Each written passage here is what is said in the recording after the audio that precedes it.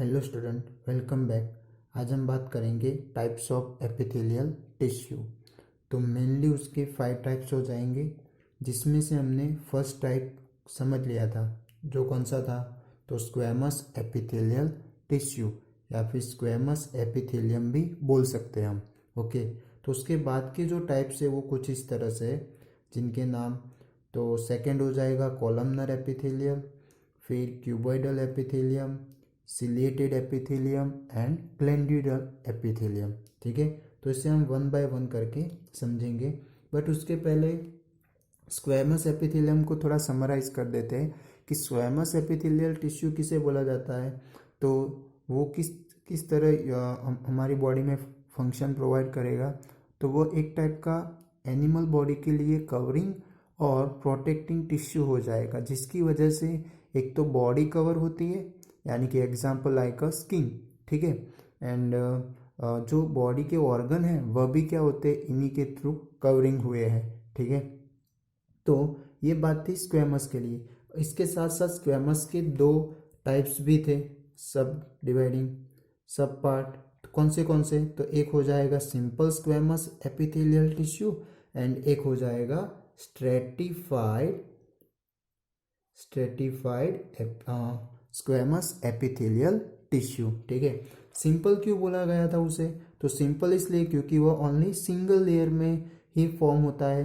ठीक है, इसके साथ साथ ये सारे जो एपिथेलियल टिश्यू होते हैं उनके नीचे बेसमेंट मेम्ब्रेन भी होती है। जैसे कि सिंपल एपिथेलियल टिश्यू है तो उसमें मान लो कि इस तरह की लेयरिंग होगी।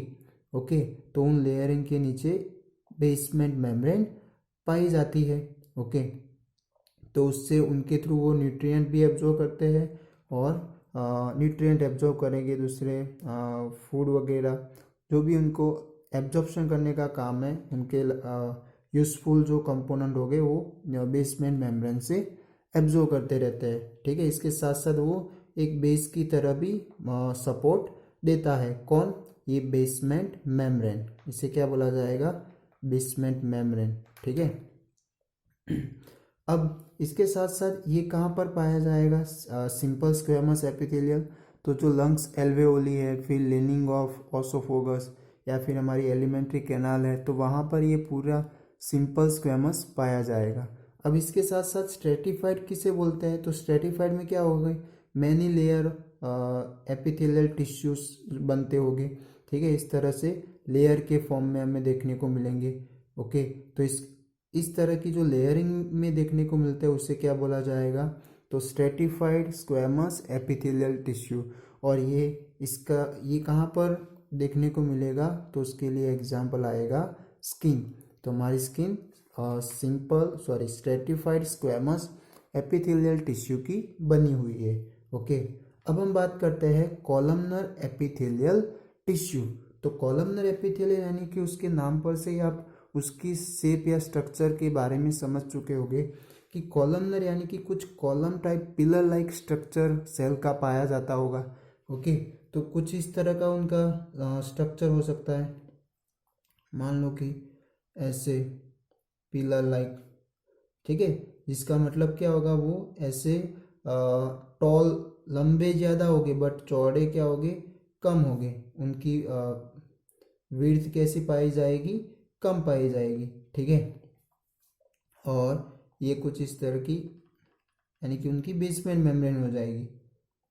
उनके अंदर न्यूक्लियस भी होगा, साइटोप्लाज्म वगैरह सब कुछ उनके अंदर देखने को मिलेगा। ठीक है, तो कॉलमनर एपिथेलियल टिश्यू क्यों बोला गया है? क्योंकि इसका स्ट्रक्चर कैसा होता है, column type pillar like cells उनके अंदर होते हैं, जिसकी वजह से उनको कॉलमनर एपिथेलियल टिश्यू बोला जाएगा।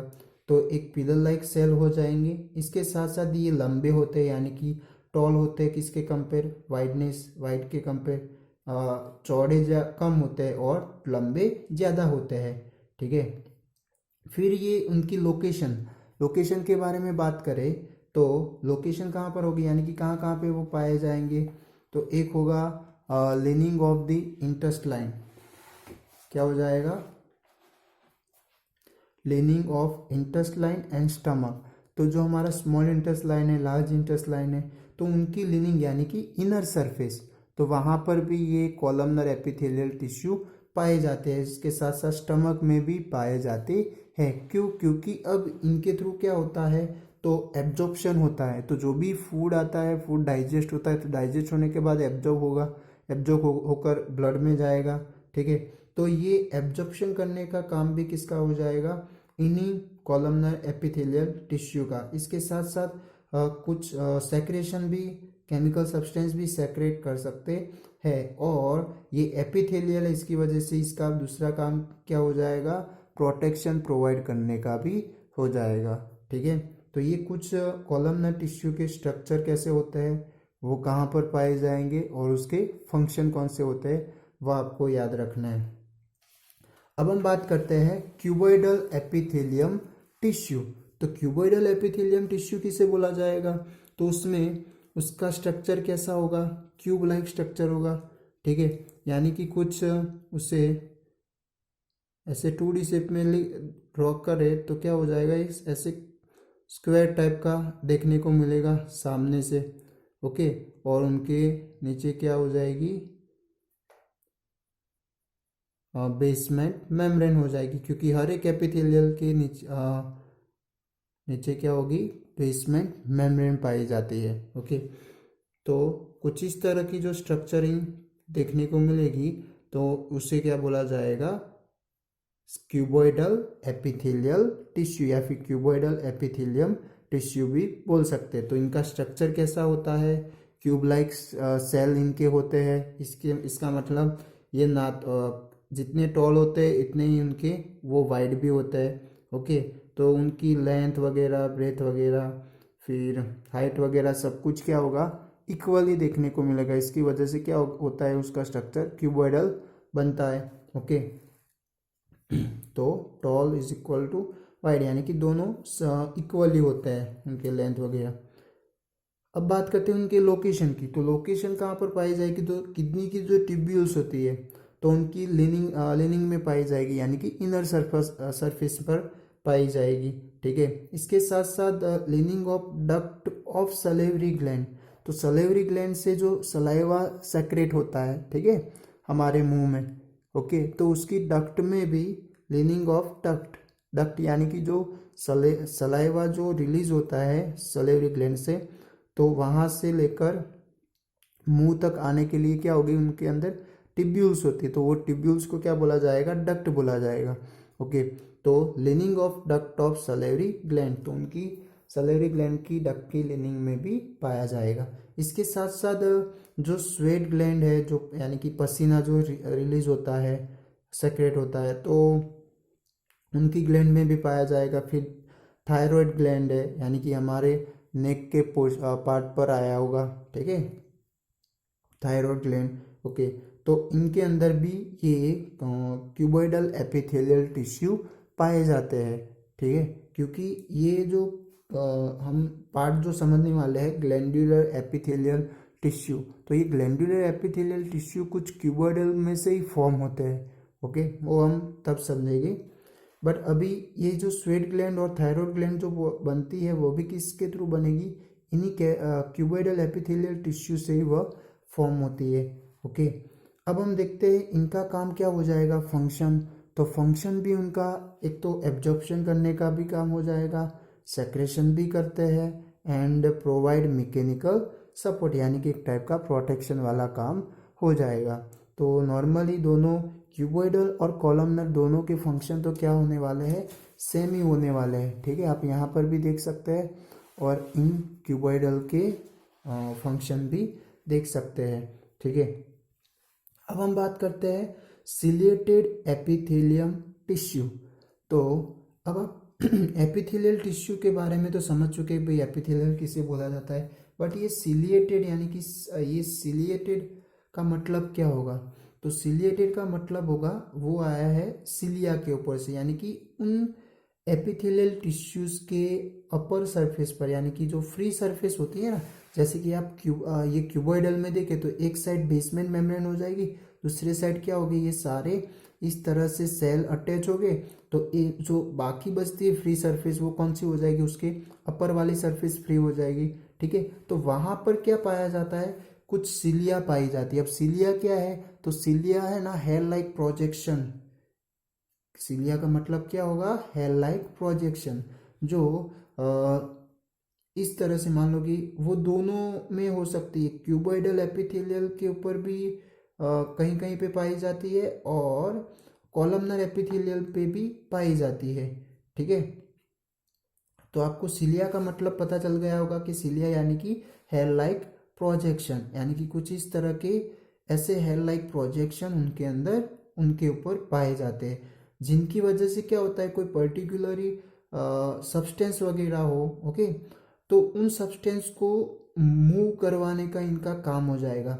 मान लो कि कोई यहाँ पर कोई सब्सटेंस है, उसे यहाँ से लेकर यहाँ पर जाना है, तो ये कैसे जाने वाला है, तो ये हेयर लाइक प्रोजेक्शन क्या होते होंगे, ऐसे मूव होंगे, जिसकी वजह से ये क्या हो सकता है, एक जगह से दूसरी जगह ट्रांसफर हो सकता है। ठीक है, तो एक टाइप का इनका मूवमेंट करवाने का काम हो जाएगा, किसका, सिलिएटेड एपिथेलियल टिश्यू का। ठीक है, तो देखते हैं इसका स्ट्रक्चर में क्या होता है। तो एक तो हेयर लाइक प्रोजेक्शन होगी जिससे सिलिया बोलते हैं, ओके, और वो कहाँ पर पाए जाते हैं, तो फ्री सरफेस पर, सेल्स के फ्री सरफेस पर पाए जाते हैं, यानी कि यहाँ पर तो क्या हो जाएगा, बेसमेंट मेम्ब्रेन हो जाएगा। ठीक है, तो यहाँ पर तो सारे सेल एक दूसरे से अटैच होगी, तो ऊपर वाले जो पोर्शन है वो क्या हो जाएगा, फ्री सरफेस हो जाएगी। उसके बाद ये कौन से यानी कि एक टाइप की मॉडिफिकेशन ही है, क्यूबॉइडल एंड कॉलमनर के ऊपर इस तरह के हेयर लाइक प्रोजेक्शन देखने को मिले तो उसे क्या बोला जाता है, सिलिएटेड एपिथेलियल टिश्यू। ठीक है, या फिर सिलिएटेड एपिथेलियम टिश्यू बोल सकते हैं। अब ये कहाँ कहाँ पे पाया जाएगा, तो रेस्पिरेटरी ट्रैक, तो हमारी जो रेस्पिरेटरी ट्रैक है उसके अंदर पाया जाएगा। फिर यूरिनरी टिब्यूल्स ऑफ किडनी, तो किडनी की टिब्यूल्स में भी ये पाया जाता है, यानी कि ये यूरिन वगैरह है उससे मूवमेंट करवाने के लिए। और ये फैलोपियन ट्यूब में भी पाया जाता है। अब ये फैलोपियन ट्यूब क्या है, तो ये फैलोपियन ट्यूब रिप्रोडक्टिव ऑर्गन हो जाएगा, किसका, फीमेल का, किसका हो जाएगा, फीमेल का। आपको पता है, आप 8 स्टैंडर्ड में पढ़ चुके हैं फीमेल रिप्रोडक्टिव ऑर्गन, जिसमें एक हो जाएगी ओवेरी, ओवेरी, ठीक है, फिर आएगी ओविडक्ट, इसे ओविडक्ट भी बोल सकते हैं या फिर फैलोपियन ट्यूब, ओके, एंड इसके बाद आता है यूटेरस। ठीक है, तो ऐसे मेनली अभी 3 ऑर्गन आप पढ़ चुके हैं फीमेल रिप्रोडक्टिव सिस्टम के। ठीक है, तो इसमें जो फैलोपियन ट्यूब होती है तो वो क्या करती है, तो ओवेरी में से जो एग्स रिलीज होते हैं तो वो एग्स को उस ओवेरी से लेकर यूटेरस तक कौन मूव करवाता है, तो ये कहाँ से वो पास होता है, ट्रांसफर होता है, तो इन्हीं ओविडक्ट या फिर फैलोपियन ट्यूब से वह यूटेरस पर आता है। यानी कि कुछ फिगर आपने इस तरह की वहाँ पर देखी होगी, मान लो कि ये क्या हो जाएंगे, इनके ओवेरीज हो जाएंगी और ओवेरीज से इस तरह की फैलोपियन ट्यूब पाई जाएगी। ठीक है, ऐसे, और यहाँ पर क्या हो जाएगा, यूटेरस हो जाएगा ऐसे। ठीक है, तो ये जो ओवेरीज है, तो ओवेरीज से जो एग्स रिलीज होता है तो एग्स यहाँ फैलोपियन ट्यूब में से क्या होता है, ट्रांसफर होता है। तो अब ये जो मूव होता है एग, एग क्या हो जाएगा, फीमेल गैमेट हो जाएगा। ठीक है, एक रिप्रोडक्टिव सेल हो जाएगा। तो एग एग बोल सकते हैं, ओवा बोल सकते हैं, ओव्यूम बोल सकते हैं। ठीक है, तो वो एग को ट्रांसफर करने के लिए यहाँ फैलोपियन ट्यूब में जो मूव होता है वह किसकी वजह से, तो इनके अंदर क्या पाया जाता है, ये सिलिया पाई जाती है ना, तो इनकी वजह से क्या होता है, ये आगे स्लोली स्लोली बढ़ेगा। ठीक है, और फिर कहाँ पर आएगा, इन्हीं यूटेरस पर आता है। तो इसी तरह ये उनके लोकेशन आप देख सकते हैं, रेस्पिरेटरी ट्रैक, किडनी के ट्यूब्यूल में, यूरिनरी ट्यूब्यूल में, एंड फैलोपियन ट्यूब में। फैलोपियन ट्यूब हो जाएगी फीमेल रिप्रोडक्टिव ऑर्गन, ठीक है, पार्ट हो जाएगा। अब इनके फंक्शन क्या होंगे, तो फंक्शन मैंने कहा कि जो मूवमेंट करवाने का काम है ना, तो मूवमेंट करवाने का काम इनका हो जाएगा। ठीक है, तो मूवमेंट ऑफ म्यूकस, म्यूकस यानी कि जो चिपचिपा सब्सटेंस होता है रेस्पिरेटरी कैनाल में पूरा, ठीक है। तो उसे क्या बोला जाएगा, म्यूकस। ऐसे डिफरेंट डिफरेंट जगह पे भी पाया जाएगा, तो वहाँ पर भी ये म्यूकस पाया जाता है। तो म्यूकस को मूवमेंट करवाने का, इसके साथ साथ यूरिन को मूवमेंट करवाना है। फिर एक्स यानी कि जो ओवरीज में से जो एक्स रिलीज होते हैं उन्हें भी मूवमेंट करवाने का काम इनका हो जाएगा। And etcetera through rhythmic beating of cilia, यानी कि वो क्या होता है, एक रिथेमिक फॉर्म में ही वह ऐसे मूव होते रहते हैं, ठीक है। तो ये इसके सिलिएटेड एपिथेलियल टिश्यू के फंक्शन हो जाएंगे।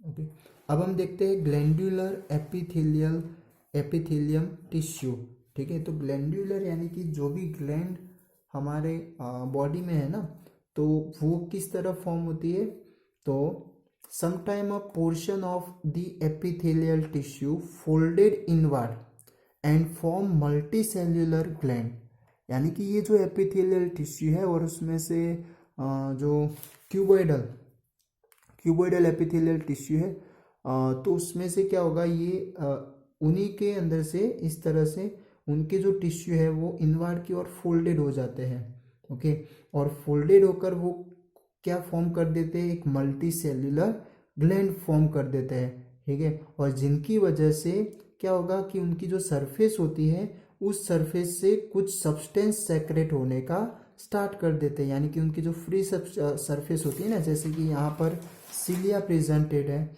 ठीक है। तो इसी तरह वहाँ पर जो फ्री सरफेस पाई जाएगी उनके अंदर, तो वहाँ से क्या होता है, कुछ सब्सटेंस सेक्रेट होने लगते हैं, कुछ जूसिस एंजाइम वगैरह। तो इनकी वजह से फिर ऐसे एपिथेलियल टिश्यू को क्या बोला जाता है, ग्लैंडुलर एपिथेलियम टिश्यू बोला जाता है। तो which can secrete substance at the epithelial tissue. तो इसमें ये सब आ जाएंगे, कौन से, तो ये जो सलेवरी ग्लैंड है, स्वीट ग्लैंड है, थायराइड ग्लैंड है, ठीक है। तो ये सारे इस तरह के बने हुए हैं जिनके थ्रू कुछ इनके अंदर से कुछ केमिकल सब्सटेंस सेक्रेट होते हैं उनके फ्री सरफेस से, ठीक है। तो इतनी बात थी ग्लैंडुलर एपिथेलियल टिश्यू के बारे में। तो आज हमने देख लिया टाइप्स ऑफ एपिथेलियल टिश्यू, यानी कि एनिमल टिश्यूज के अंदर एक टाइप्स हमने कंप्लीट कर दिया है और उसके सब टाइप भी देख लिए, जो फाइव थे। ओके, आज हमने कौन से देखे, तो कॉलमनर एपिथेलियल जो पिलर लाइक स्ट्रक्चर होता है, उनका काम क्या हो जाएगा, और एब्जॉर्प्शन, सेक्रेशन, प्रोटेक्शन, और वो कहाँ पर पाए जाएंगे, तो leaning of intestine and stomach. इसके साथ साथ क्यूबॉइडल का कैसा होता है, क्यूब लाइक स्ट्रक्चर होता है, लोकेशन कहाँ पर होगी, तो kidney tubules, salivary gland, sweet glands and thyroid gland, ठीक है। फंक्शन क्या हो जाएगा, तो absorption, secretion and mechanical support. फिर बात आती है सिलिएटेड एपिथेलियल। तो सिलिएटेड एपिथेलियल किसे बोलते हैं, तो जिस ऐसे क्यूबॉइडल और कॉलमनर सेल एपिथेलियल टिश्यू जिनके ऊपर क्या पाया जाएगा, सिलिया, यानी कि हेयर लाइक प्रोजेक्शन, जिसकी वजह से उसे क्या बोला जाता है, सिलिएटेड एपिथेलियम टिश्यू, ठीक है। एंड उनका लोकेशन कहाँ पर होगा, तो रेस्पिरेटरी ट्रैक है, यूरिनरी ट्यूब्यूल्स है of kidney and fallopian tube, okay. इनका फंक्शन क्या हो जाएगा, तो मूवमेंट करवाने का डिफरेंट सब्सटेंस का।